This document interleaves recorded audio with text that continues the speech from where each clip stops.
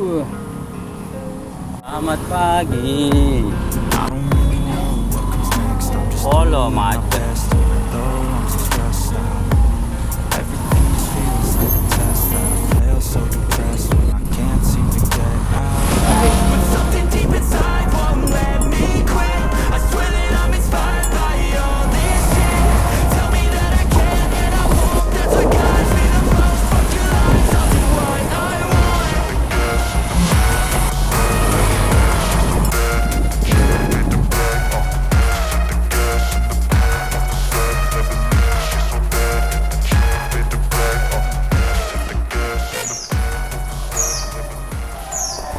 Assalamualaikum warahmatullahi wabarakatuh.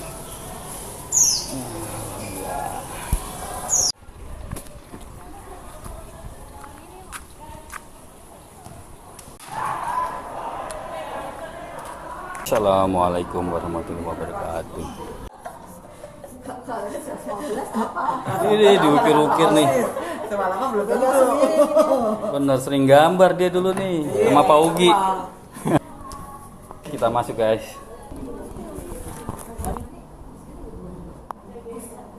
Yang harus beliau hadiri. Terima kasih juga kepada pihak pada seluruh menyelamatkan hamba dari kesyirikan. Adapun pematerinya, alhamdulillah sudah ada. Perhatikanlah betapa mereka mengada-adakan kebohongan terhadap Allah, dan cukuplah perbuatan itu menjadi dosa yang nyata bagi mereka. alumni 93 yang telah mengkarir semua kegiatan ini. Assalamualaikum warahmatullahi wabarakatuh. Waalaikumsalam warahmatullahi Qulna illa wa antum muslimun. Allahumma salli ala Muhammad wa ala ali Muhammad. Allah Jalla wa Ala berfirman, Allahu la ilaha illa huwal hayyul qayyum, la ta'khudhuhu sinatun wa la nawm. Ini ayat kursi. Allah tiada ilah yang berhak diibadahi kecuali Dia. Al-Hayyu maknanya asma wa sifat yang hidup kekal. Al-Qayyum maknanya adalah yang mengurus seluruh hambanya. Umiru illa liya'budu ilaha wahida. Padahal mereka hanya disuruh menyembah Rabb yang esa. Dalam surah Al-Ikhlas yang sering kita baca, Qul huwallahu ahad, diperintahkan kita untuk mengatakan itu. Berlaku pada pelaku besar dosa daripada hamba umatku. Maknanya semua dosa di bawah kesyirikan, selama hamba itu tidak menyekutukan Allah, maka dia dengan kehendak Allah menimbangnya, ada Allah menyiksanya, kemudian sebagian Allah angkat dengan izinnya. Man zalladzi yashfa'u indahu illa bi'idznih, maka kemudian Allah memberikan izin kepada Rasulnya untuk memberikan syafaat kepada umatnya. Kemudian hadis ini sahih, tauhid dalam niat, mewujudkan tauhid dalam niat. Allah tabaraka wa ta'ala berfirman di dalam surah Al-Bayyinah ayat 5, wa ma umiru illa liya'budu Allah mukhlishina lahud-din hunafa. Tidaklah mereka diperintahkan melainkan untuk menyembah Allah dengan memurnikan ketaatan kepadanya dalam menjalankan agama yang lurus. Rasulullah SAW bersabda, innamal a'malu binniyati wa innamal likulli imri'in ma nawa. Sesungguhnya semua amal itu terjadi dengan niat, dan setiap orang mendapatkan apa yang dia niatkan. Allah sesuai dengan tuntunan Rasulullah SAW. Sallu kama ra'aitumuni usalli. Salatlah kalian sebagaimana kalian melihat aku salat. Khudhu anni manasikakum. Ambillah dariku tata cara manasik haji kalian, umrah kalian. Semua ada blueprintnya, ada cetak biru. Siapa itu? Beliau sallallahu alaihi wasallam. Laqad kana lakum fi Rasulillahi uswatun hasanah. Sungguh pada diri beliau suri tauladan bagi kita di dalam bertakarrub kepada Allah Subhanahu wa taala. Kullu ummati dakhala jannah. Semua umatku masuk surga illa man aba, kecuali yang tidak mau. Wa man ta'aba ya Rasulullah. Siapa yang tidak mau? Wa man ata'ani dakhala jannah. Wa man asani faqad aba. Siapa yang taat kepada aku, maka dia masuk surga. Siapa yang bermaksiat kepada aku, maka dia masuk ke dalam neraka. Terhadap orang-orang alim mereka, perhatikan firman Allah Subhanahu wa taala di dalam surah At-Taubah ayat 31. Ittakhadhu ahbarahum wa ruhbanahum arbatan min dunillah. Mereka Yahudi dan Nasrani menjadikan orang-orang alimnya dan rahib-rahib mereka sebagai Tuhan selain Allah.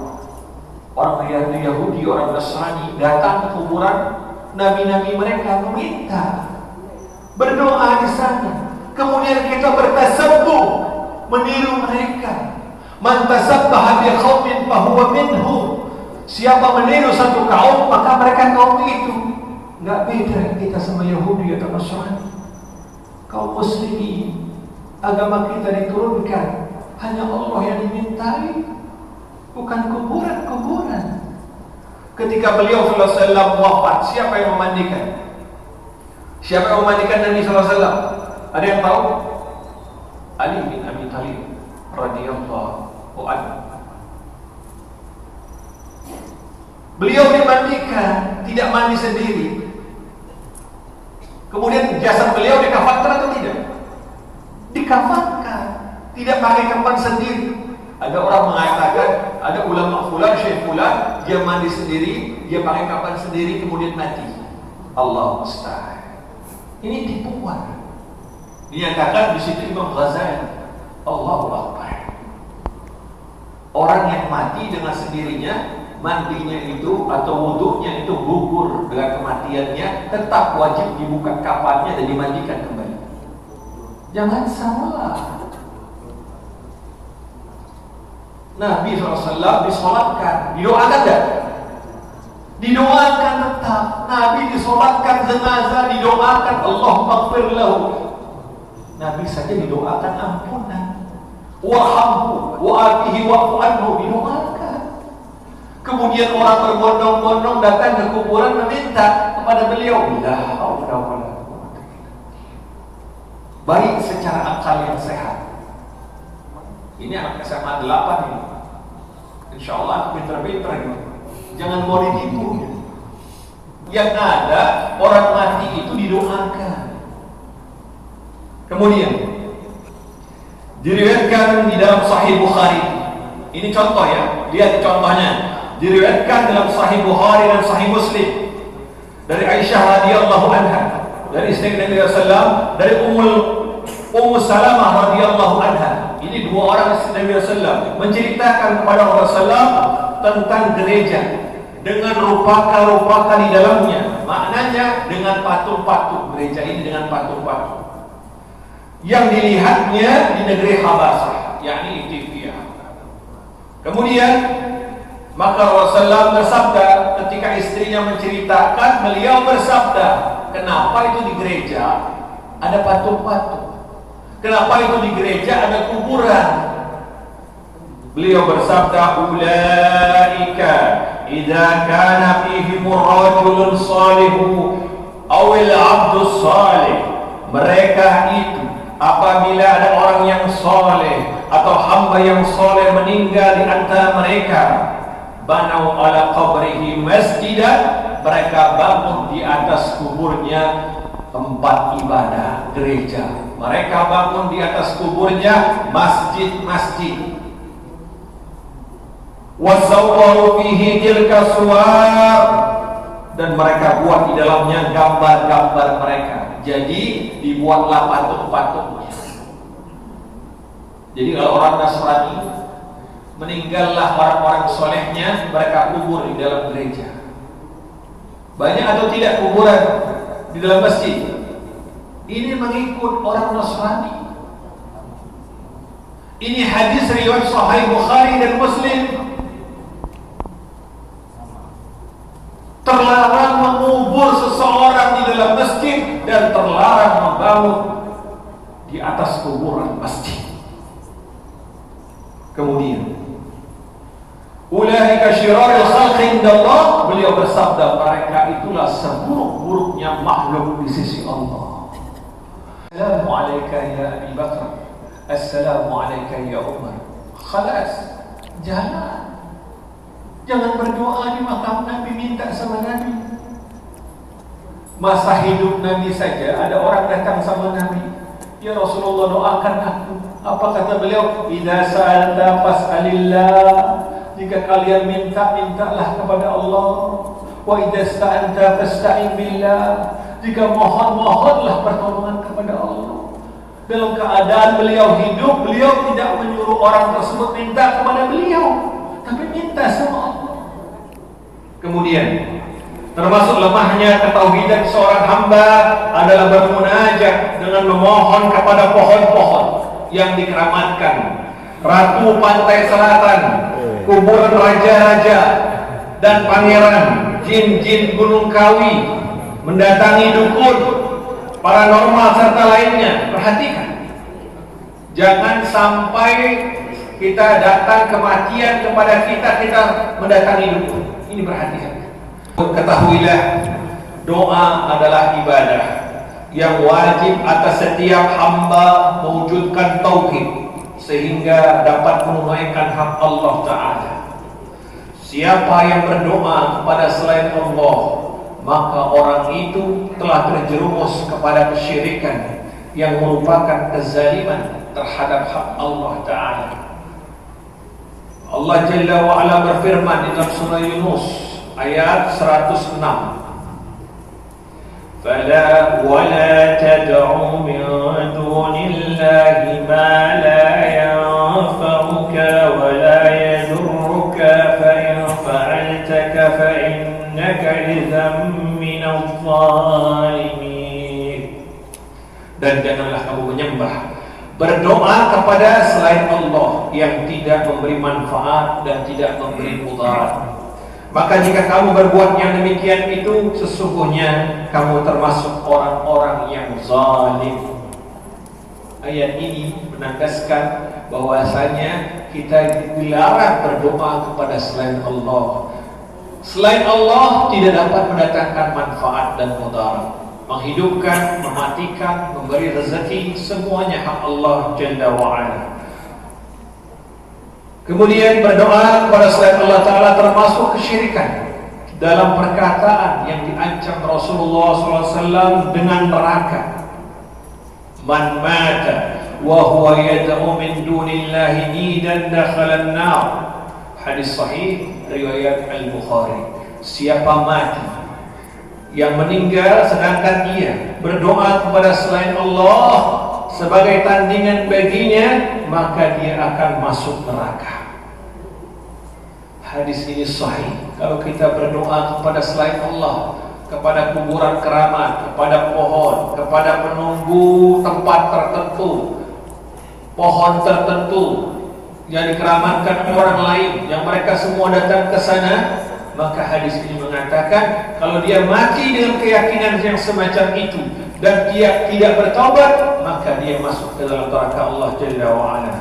Kemudian ketahuilah para nabi, wali dan semua manusia yang telah mati tidak dapat mendengar doa dan yang disampaikan dan dimintakan kepada mereka, apalagi mengabulkannya. Ini perhatikan.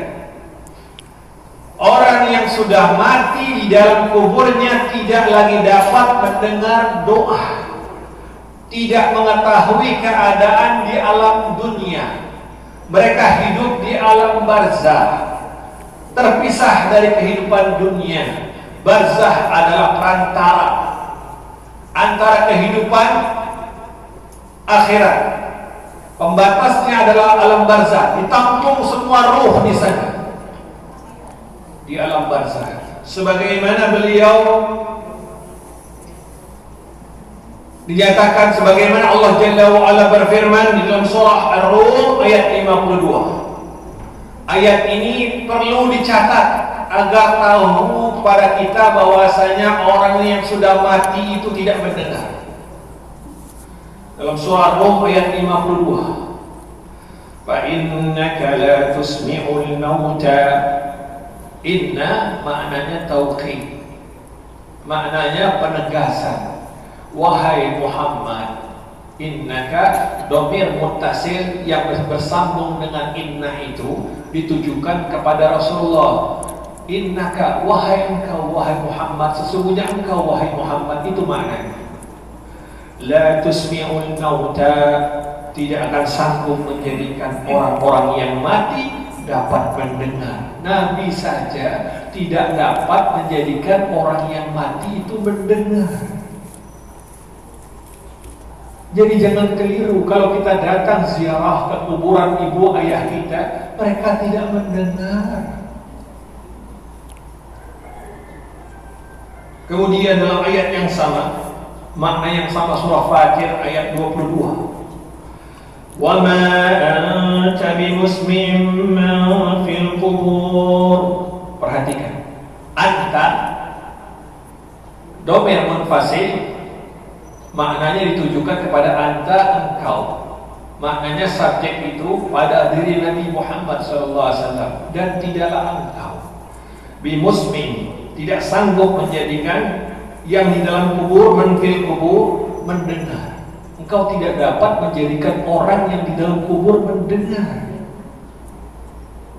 Ayat yang serupa ini ada 3 atau 4 ayat. Ini ayat yang jelas.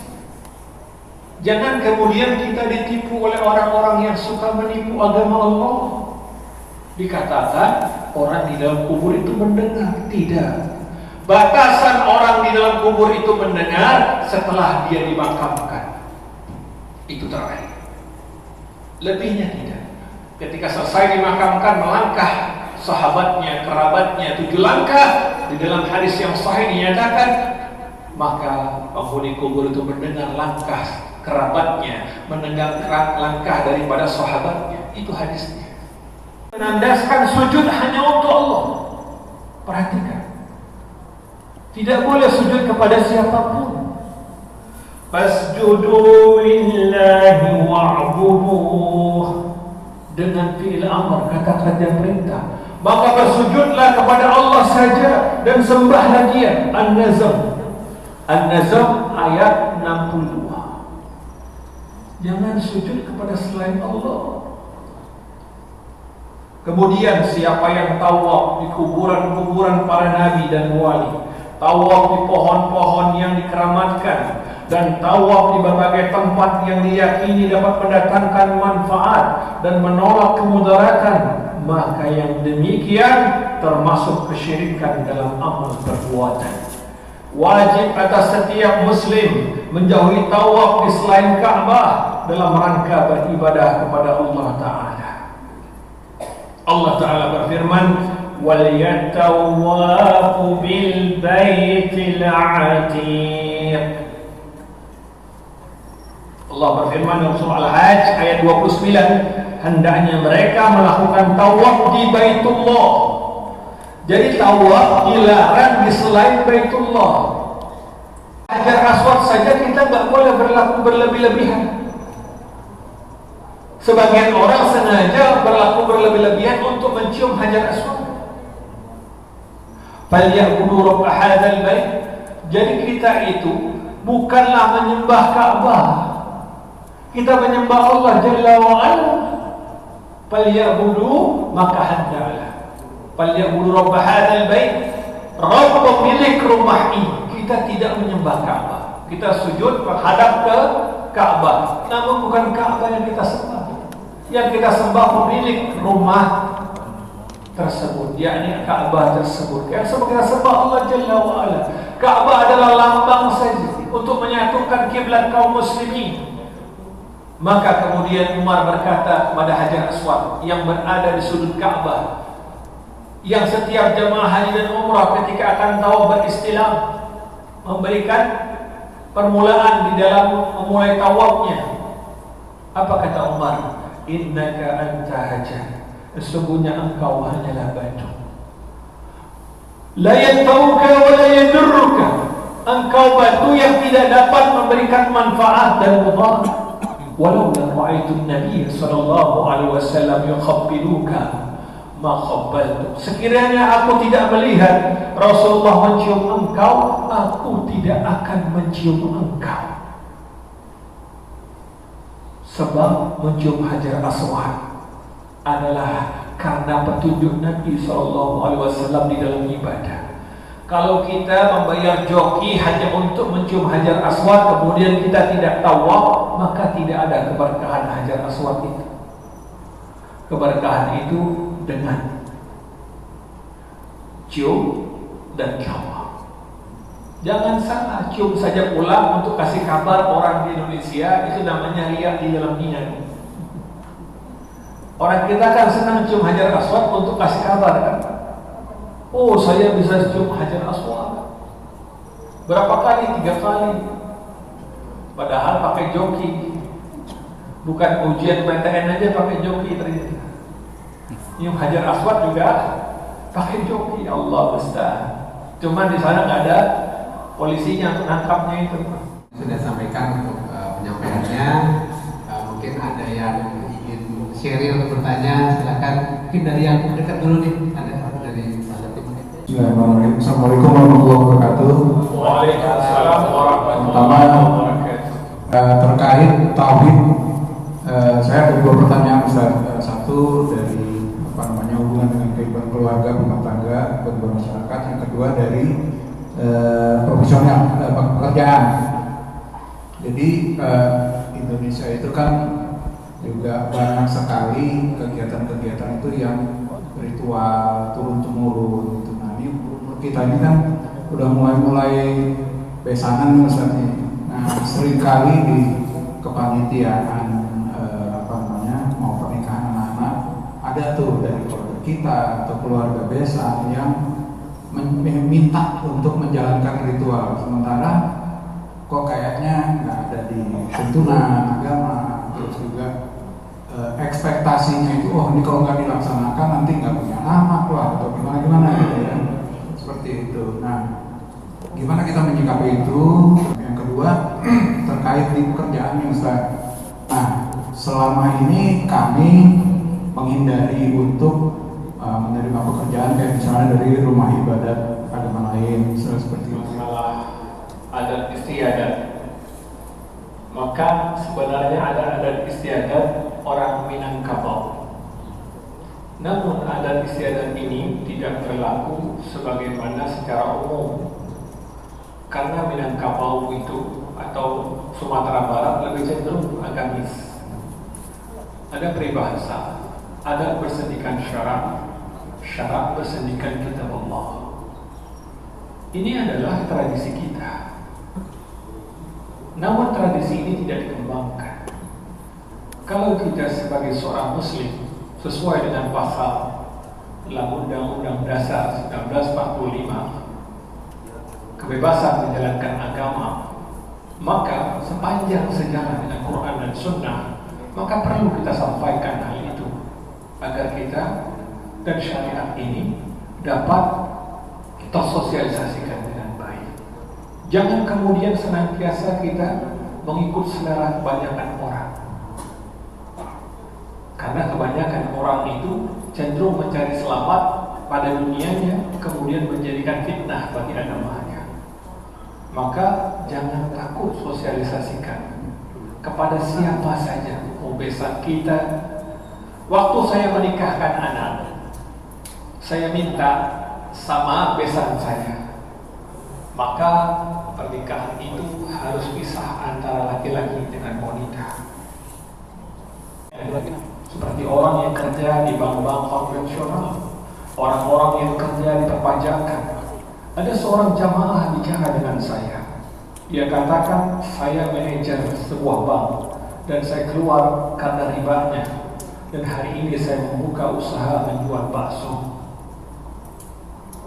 Kalau dulu para sahabat mempertahankan akidah mereka, nyawa taruhannya. Hari ini kita hanya mempertaruhkan harta kita. Bagaimana kalau Allah Subhanahu wa Ta'ala meminta kepada kita nyawa kita? Baik, rasanya itu sudah cukup. Ada pertanyaan lain? Pertama, amal akhirat dengan motif dunia, apa benar-benar sama sekali nggak boleh? Misalnya, ada dalil-dalil yang menyebutkan bahwa kita melakukan amal akhirat sebenarnya dapat dunia. Misalnya, umroh supaya menghilangkan kemiskinan. Terus istighfar di waktu sahur, wal mustaghfirina bil ashar, itu kan rezeki. Itu kan dia amalnya akhirat karena motifnya ada dunia. Ya. Itu ada dalilnya. Terus yang kedua, menyembunyikan amal itu terlarang, itu nggak mutlak. Jadi misalnya intuk sedekah fa'in imma gitu ya. Jadi memperlihatkan sedekah juga bisa baik. Nah, jadi ada kebaikannya juga gitu. Nah, sehingga misalnya saya pernah tahu yang juga mendalilkan misalnya dengan Rasulullah kan dengan alasan supaya ditiru seperti itu. Beliau SAW bersabda, "Man kana dunya hamma." Siapa orang yang niat hidupnya dunia, obsesinya dunia, faraqallahu lahu amrahu. Allah Subhanahu wa Ta'ala porak-porandakan urusannya. Wa ja'ala faqrahu baina 'aini. Allah menjadikan kefakiran di depan kedua matanya. Man kana akhiratahu niyatahu. Siapa orang yang niat tujuannya akhirat, obsesi hidupnya akhirat, jama'allahu lahu amrahu. Perhatikan kalimat ini. Allah satukan urusannya. Maksudnya apa? Dunianya datang karena akhiratnya. Jama'allahu lahu amrahu wa ja'ala ghinahu fi qalbi. Allah menjadikan kekayaan dalam hatinya. Wa atahu dunya wa hiya raghibah. Dunia datang kepadanya dengan hina. Perhatikan. Jadi siapa yang mengejar akhirat, dunianya datang. Tapi siapa yang mengejar dunianya, maka akhiratnya binasa. Maka kita kejar akhirat kita, dunia kita itu akan datang. Semua ayat, semua hadis yang ditanyakan adalah orang yang mengejar akhiratnya, maka dunianya ditundukkan oleh Allah Subhanahu wa Ta'ala. Kemudian yang kedua, terkait masalah menampakkan amal dan menyembunyikan amal.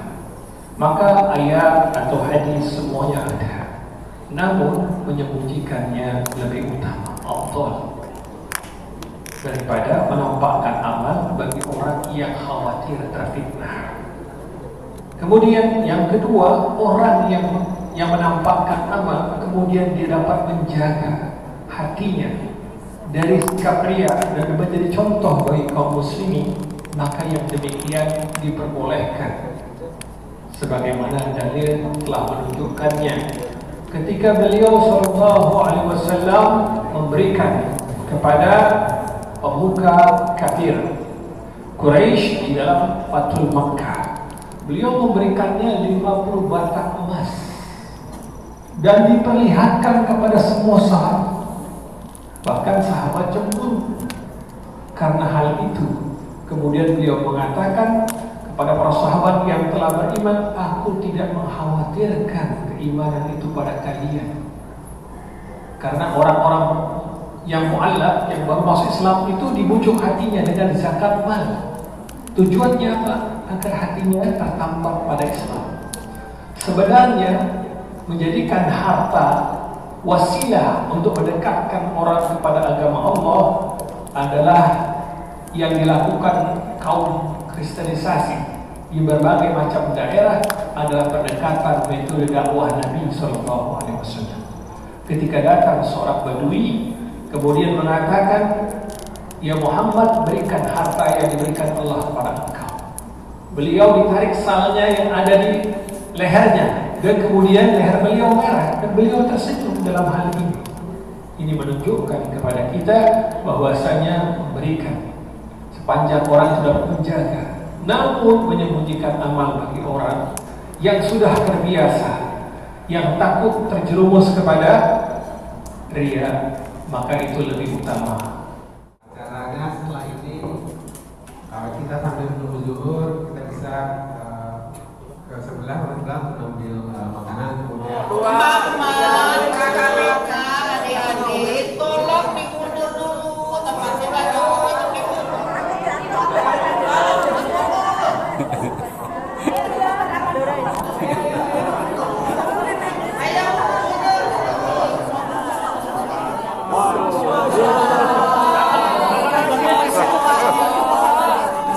Sesi dua ya.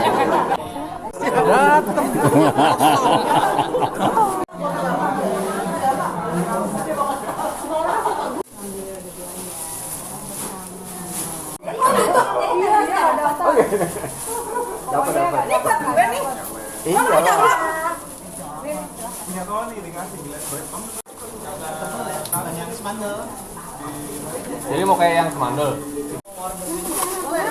Iya dong, 10 channel aja. Bong banget sih, menghibur banget.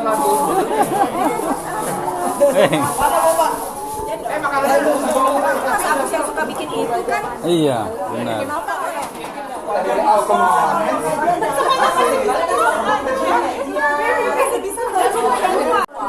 Alhamdulillah.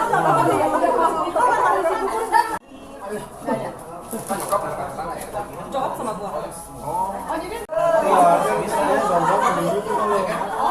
Masya Allah.